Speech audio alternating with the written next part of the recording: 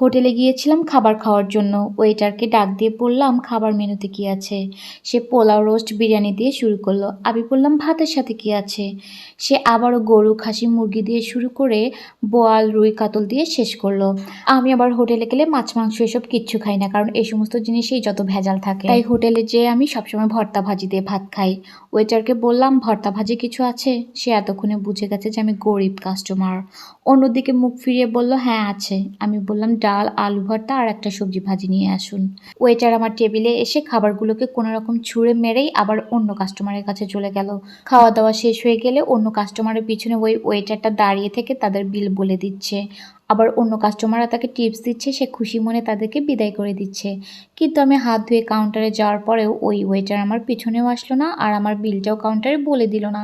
সে যাই হোক, কাউন্টারে আমি আমার বিল দেওয়ার পরে ওয়েটারকে ডাক দিয়ে 100 টাকার একটা নোট হাতে দিয়ে বললাম ভর্তা ভাত খেয়েছি জন্য তুমি আমাকে পাত্তাই দিলে না। 100 টাকার নোটটা ওয়েটার হাতে নিয়ে লজ্জায় কদকদ হয়ে বলল না ম্যাডাম, না ম্যাডাম, এমন কিছু না। বলতে বলতে পারলে এখন মাথাটা একদম মাটির ভিতরে ঢুকিয়ে দেয়। এই ফাঁকে আমি ওয়েটারকে বললাম যাও 100 টাকার নোট ভাঙিয়ে 10 টাকা রেখে বাকি 90 টাকা আমাকে ফেরত দাও। ওয়েটারটা হা হয়ে আমার দিকে তাকিয়ে আছে। মনে মনে আমিও বললাম চান্দু, ভর্তা ভাত খেয়েছি জন্য তুমি আমাকে যেমন পাত্তা দিলে না, তেমনি আমিও তোমার ইমোশন নিয়ে খেলে দিলাম।